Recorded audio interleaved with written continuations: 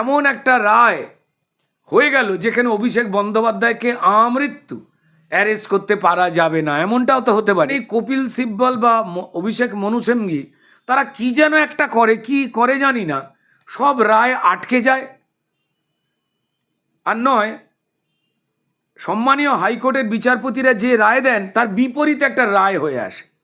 PMLA prevention of money laundering অ্যাক্টে অভিষেক বন্দ্যোপাধ্যায়ের গ্রেপ্তারি দেখেন ইডি বা সিবিআই, তারা কিন্তু পরিষ্কার এটা হলফনামা দিয়ে প্রকাশ করেছিল যে এই জনৈক নয়, এই জনৈক মানে তৃণমূলের অভিষেক বন্দ্যোপাধ্যায় স্পষ্ট করে জানিয়েও দিয়েছিল। তো সম্মানীয় অমৃতা সিনহা থেকে শুরু করে যখন সম্মানীয় প্রাক্তন বিচারপতি অভিজিৎ গাঙ্গুলি বা অন্যান্য যারা বিচারপতিরা রয়েছেন, তারা যখনই তৃণমূলের চুরি জোচ্চুরি অন্যায়ের বিরুদ্ধে রায় দেন, ওই সুপ্রিম কোর্টের চত্বর থেকে কোনো একটা রায় আসতে গেলে কপিল সিব্বলরা বা অভিষেক মনু সিংভিরা তারা দাঁড়িয়ে কি যেন একটা করে দেন।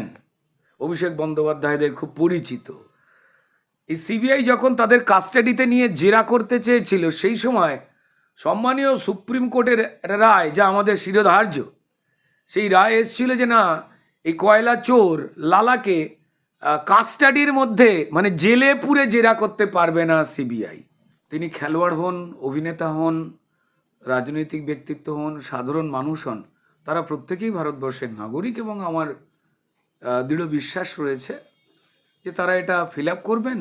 খুব সহজ প্রক্রিয়া, তারা ফিল আপ করলেই তাদের নাম আবার ভোটার লিস্টে চলে আসবে। আমি, আপনি আর 10টা-5টা মানুষ যেমন, মুখ্যমন্ত্রী, প্রধানমন্ত্রী, তাঁরাও নাগরিক এই দেশের। তো ফলত এই ক্ষেত্রে যখন বৈধ ভোটার তালিকায় নাম তুলতে হবে, তো সেই ক্ষেত্রে নিশ্চয়ই দেব কেন, যে কোনো কেউ, আমাদের যে কোনো কারুরও হতে পারে বা হতে পারতো বা হচ্ছেও, তারা গিয়ে অনায়াসে ফিল আপ করে আসছেন এবং সমস্যা মিটে যাচ্ছে। দেখেন ইডি বা সিবিআই, তারা কিন্তু পরিষ্কার এটা হলফনামা দিয়ে প্রকাশ করেছিল যে এই জনৈক নয়, এই জনৈক মানে তৃণমূলের অভিষেক বন্দ্যোপাধ্যায় স্পষ্ট করে জানিয়েও দিয়েছিল। তো তাই লিগ্যাল বেশ কিছু অঙ্ক রয়েছে যে ফাঁকগুলো তৃণমূল খুব ভালো করে জানে। আর একটা অদ্ভুত রকম বিষয় রয়েছে, দিল্লির সুপ্রিম কোর্টের বেশ কিছু আইনজীবী আছেন যারা তৃণমূলকে কি করে বাঁচানো যায় তার জন্য খুব অদ্ভুত যুক্তি সুপ্রিম কোর্টের সামনে এমনভাবে তুলে ধরেন যাতে এই তৃণমূল সরকার বা তৃণমূলের ক্রিমিনালদের যে কোনো শাস্তি কি জানি কোন কারণে 1 বছর 2 বছর রায়দান থেকে পিছিয়ে যায় ক্রমাগত।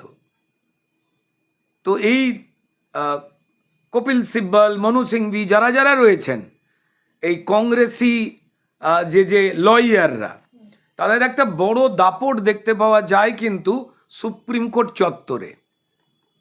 আমি জানি না তারা এমন কি কোনো ম্যাজিক জানেন যে ম্যাজিকে পশ্চিমবঙ্গের চুরি, দুর্নীতি, সাধারণ ছেলেমেয়েদের চাকরি চুরি হয়ে যাওয়া, এত কিছুর পরেও পশ্চিমবঙ্গ সরকারের বিরুদ্ধে ওই সুপ্রিম কোর্টের চত্বর থেকে কোনো একটা রায় আসতে গেলে কপিল সিব্বলরা বা অভিষেক মনু সিংভিরা তারা দাঁড়িয়ে কি যেন একটা করে, এটা পশ্চিমবঙ্গের মানুষ বলে। তো তাই সেই ক্ষেত্রে যে আপনারা দেখেছেন যে সম্মানীয় অমিত শাহজি বলেছেন যে এই ক্ষেত্রে যখন প্রশ্ন PMLA prevention of money laundering অ্যাক্টে অভিষেক বন্দ্যোপাধ্যায়ের গ্রেপ্তারি, বা এখন আপনি যে প্রশ্নটা তুললেন যে সম্মানীয় বিচারপতি অমৃতা সিনহা যে কথাগুলো বলছেন যে গ্রেপ্তারের কথা অমুক তমুক, এই প্রত্যেক সম্মানীয় অমৃতা সিনহা থেকে শুরু করে যখন সম্মানীয় প্রাক্তন বিচারপতি অভিজিৎ গাঙ্গুলি বা অন্যান্য যারা বিচারপতিরা রয়েছেন, তারা যখনই তৃণমূলের চুরি জোচ্চুরি অন্যায়ের বিরুদ্ধে রায় দেন, আপনারা নিজেরা দেখেছেন যে সুপ্রিম কোর্টে যে চত্বরটা রয়েছে, এখানে কপিল সিব্বল বা অভিষেক মনু সিংভি তারা কি যেন একটা করে, কি করে জানি না, সব রায় আটকে যায়। আর নয়, সম্মানীয় হাইকোর্টের বিচারপতিরা যে রায় দেন তার বিপরীতে একটা রায় হয়ে আসে, এটা আমাদের কাছে বিস্ময়। তো আমাদের দেশের সর্বোচ্চ ভরসার জায়গা যে বিচারালয় সুপ্রিম কোর্ট, সেইখানে এই এই চত্বরটাতে যে কংগ্রেসি সিনিয়র লয়াররা ঘোরাঘুরি করেন, তারা কি যেন একটা কি করেন। তো ফলত আমার মনে হয়, তো তাই যে কথা সম্মানীয় অমিত শাহজি বলেছেন যে কারুর কথায় কাউকে ছাড়ও দেওয়া হবে না, কারুর কথায় কাউকে জোর করে আটকও করা হবে না, নিয়ম যা বলে সেই অনুযায়ী হবে। এবার নিয়ম প্রত্যেকটি চলে কিন্তু আইনের বিভিন্ন রকম ধারা বা ফাঁক অনুযায়ী। আপনাদের বোধহয় নিশ্চয়ই মনে আছে কয়লা চোর 20,000 কোটি টাকা দুর্নীতি ছিল, লালাটালা বোধহয় না, অভিষেক বন্দ্যোপাধ্যায়দের খুব পরিচিত। এই সিবিআই যখন তাদের কাস্টাডিতে নিয়ে জেরা করতে চেয়েছিল, সেই সময় সম্মানীয় সুপ্রিম কোর্টের রায়, যা আমাদের শিরোধার্য, সেই রায় এসেছিল যে না, এই কয়লা চোর লালাকে কাস্টাডির মধ্যে মানে জেলে পুরে জেরা করতে পারবে না। তো তাই আমার মনে হয় সুপ্রিম কোর্ট চত্বরে এমন এমন কিছু রায় আসে, যে রায় নিয়ে পশ্চিমবঙ্গের প্রত্যেকটি মানুষ দল মত নির্বিশেষে তারা বিস্ময় প্রকাশ করে। এবং দেখতে পাওয়া যায় এই ক্ষেত্রে অভিষেক মানু সিংভি এবং কপিল সিব্বল, যাদের কোটি কোটি টাকা দিয়ে তৃণমূল ব্যবহার করে সুপ্রিম কোর্ট চত্বরে কি যেন একটা ঘটাতে।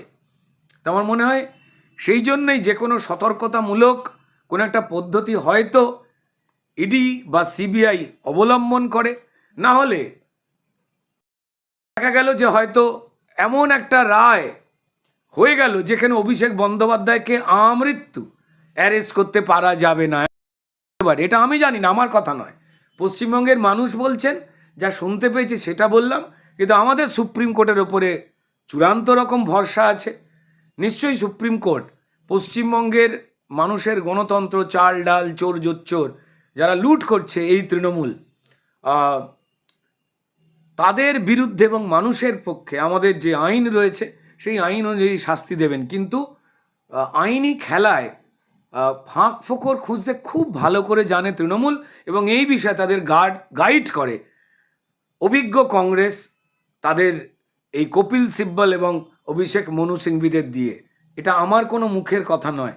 পশ্চিমবঙ্গবাসী আপনাদের বঙ্গ টিভির মধ্যে দিয়ে যারাই এই কথাটা শুনছেন, তারাও নিশ্চয়ই মিলিয়ে দেখে দেবেন যে আমাদের ভরসার জায়গা, আমাদের আস্থার জায়গা এই যে সুপ্রিম কোর্ট, এই যে চূড়ান্ত সম্মানীয় যে ন্যায়ালয়, এই চত্বরটাকে কলুষিত করে দিচ্ছে কিছু লোক, যেখান থেকে আমরা অবশ্যই ন্যায্য বিচারের আশা রাখি। যেমন প্রত্যেক মানুষ খুব বিস্ময় প্রকাশ করেছে, সুপ্রিম কোর্টের কি যেন হলো, তারা এই অভয়া তিলোত্তমা মামলাটিকে নিজেরা নিয়ে নিলেন এবং কদিন আগে আবার নিজেরা ফেরত দিয়ে দিলেন।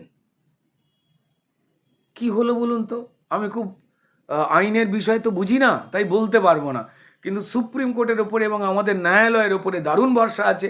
আর আমার মনে হয় যে সম্মানীয় হাইকোর্টের যারা বিচারপতি, বর্তমান হোক প্রাক্তন হোক, তারা এমন এমন তথ্য প্রমাণ দিয়ে মানুষের জন্য আইন মেনে এমন এমন রায় দিয়েছেন, কখনো হাইকোর্টের ডিভিশন বেঞ্চ মানবিকতার খাতিরে কিছু ভেজাল চাকরিকে যাতে না যায় তার রায়ও দিয়েছেন। এবং সুপ্রিম কোর্ট পশ্চিমবঙ্গে ক্রিমিনাল তৃণমূল এবং এই চোর সরকারের বিরুদ্ধে রায় দিতে গিয়ে অন্যান্য রায় নিয়ে একটু ব্যস্ত হয়ে পড়েন। কিন্তু আমাদের ভরসা সুপ্রিম কোর্টের ওপরে ছিল, আছে, থাকবে, ন্যায়ালয়ের ওপরে ছিল, আছে, থাকবে। আমার মনে হয় কোনো একটা স্ট্র্যাটেজিক আইনি বিষয়, যা আমি বলতে পারবো না, আমাদের পক্ষে বলা সম্ভব নয়, নিশ্চয়ই ইডি বা সিবিআই সেই ধাপেই এগোচ্ছে। আমাদের বিশ্বাস রয়েছে, আমাদের আশা রয়েছে প্রত্যেকটা মানুষেরই। কখনো দুপা এগোতে গেলে এক পা পিছিয়ে যেতে হয় বড় কোনো সাকসেসের জন্য।